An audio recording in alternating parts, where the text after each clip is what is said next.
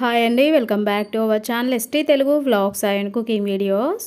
ఈరోజు మనము ములక్కాడ సాంబార్ ప్రిపేర్ చేసుకుందాము. ఈ సాంబార్ మనకి సూపర్ టేస్టీగా చాలా బాగుంటుంది.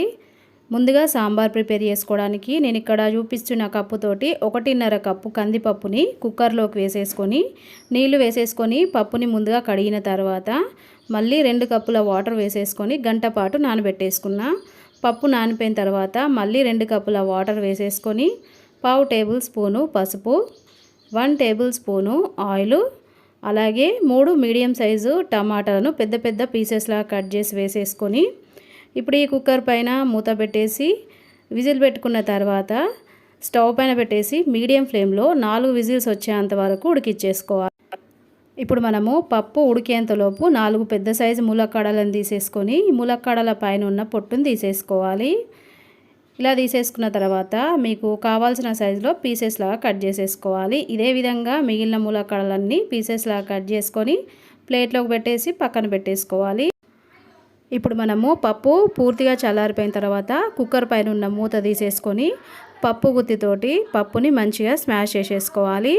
ఇలా స్మాష్ చేసుకున్న తర్వాత ఇప్పుడు ఈ పప్పుని పక్కన పెట్టేసుకొని సాంబార్ ప్రిపేర్ చేసుకోవడానికి స్టవ్ పైన కడాయి పెట్టేసుకొని ముందుగా 5 టేబుల్ స్పూన్ల ఆయిల్ వేసుకొని వేడైన తర్వాత 1 టేబుల్ స్పూన్ ఆవాలు, 1 టేబుల్ స్పూను జీలకర్ర, 5 నుంచి 6 వరకు తొడమ తీసి పెట్టుకున్న ఎండుమిరపకాయలు, 10 నుంచి 12 వరకు పొట్టు తీసి పెట్టుకున్న వెల్లుల్లిపాయల్ని లైట్గా క్రష్ చేసి వేసేసుకోవాలి. అలాగే మీడియం సైజు ఉల్లిపాయని పెద్ద పెద్ద ముక్కల్లా కట్ చేసి వేసేసుకొని కారానికి సరిపడినన్ని పచ్చిమిరపకాయల్ని ముక్కల్లా కట్ చేసి వేసేసుకొని 2 టేబుల్ స్పూన్ల కరివేపాకును వేసుకున్న తర్వాత కలుపుకుంటూ మీడియం ఫ్లేమ్లో 2 నుంచి 3 నిమిషాల పాటు ముందుగా పోపుని మంచిగా వేయించేసుకోవాలి. పోపు వేగిపోయిన తర్వాత ఇప్పుడు ఇందులోకి మనం ఇందాక పొట్టు తీసి పెట్టుకున్న ములక్కాడని వాటర్లో కడిగేసి వేసేసుకున్న తర్వాత పైనుంచి 1 టేబుల్ స్పూన్ సాల్ట్ వేసేసుకొని ఒకసారి అంతా కలిపేసుకొని స్టవ్ లో ఫ్లేమ్లో పెట్టేసుకొని కడాయి పైన మూత పెట్టేసుకొని మధ్య మధ్యలో కలుపుకుంటూ 4 నుంచి 5 నిమిషాల పాటు ములక్కాడల్ని ఆయిల్లో ఫ్రై చేసుకున్న తర్వాత పైన ఉన్న మూత తీసేసుకొని ఇప్పుడు ఇందులోకి 1/2 టేబుల్ స్పూను పసుపు, 2 టేబుల్ స్పూన్ల కారం వేసేసుకోవాలి. అలాగే ఇందాక మనం కొంచెం సాల్ట్ వేసేసుకున్నాం కాబట్టి ఇప్పుడు సాంబార్కు సరిపడినంత సాల్ట్ వేసేసుకొని కలుపుకుంటూ మనం వేసిన కారం ఉప్పు ములక్కాడ పీసెస్కి పట్టేటట్టుగా 2 నిమిషాల పాటు ఆయిల్లో ఫ్రై చేసుకున్న తర్వాత ఇప్పుడు ఇందులోకి చింతపండు రసం వేసేసుకోవాలి.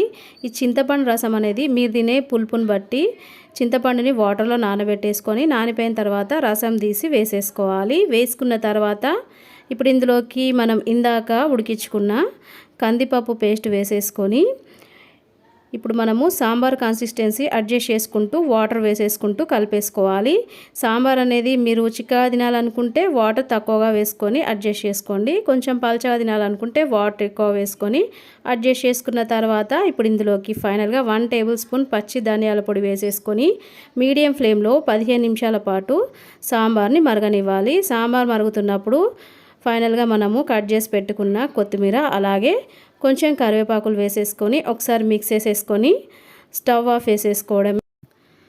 ఇలా ప్రిపేర్ చేసుకున్న సాంబార్ని వేడి అన్నంలో వేసేసుకొని సైడ్కి అప్పడాలు వేసుకొని తింటే సూపర్ టేస్టీగా చాలా బాగుంటాయి. చూసారు కదండి సాంబార్ ఎలా ప్రిపేర్ చేసామో. కావాల్సిన మెజర్మెంట్స్ డిస్క్రిప్షన్లో లింక్ ఇస్తాను, ఒకసారి చెక్ చేసుకొని మీరు కూడా ప్రిపేర్ చేసి మీకు ఎలా వచ్చింది కామెంట్ రూపంలో తెలియజేయండి. వీడియో నచ్చితే లైక్ చేయండి, మీ ఫ్రెండ్స్కి రిలేటివ్స్కి వీడియోని షేర్ చేయండి. నా ఛానల్ని కొత్తగా చూసే వాళ్ళైతే సబ్స్క్రైబ్ చేసుకోండి. ఓకే బాయ్ ఫ్రెండ్స్, నెక్స్ట్ వీడియోతో మళ్ళీ కలుద్దాం.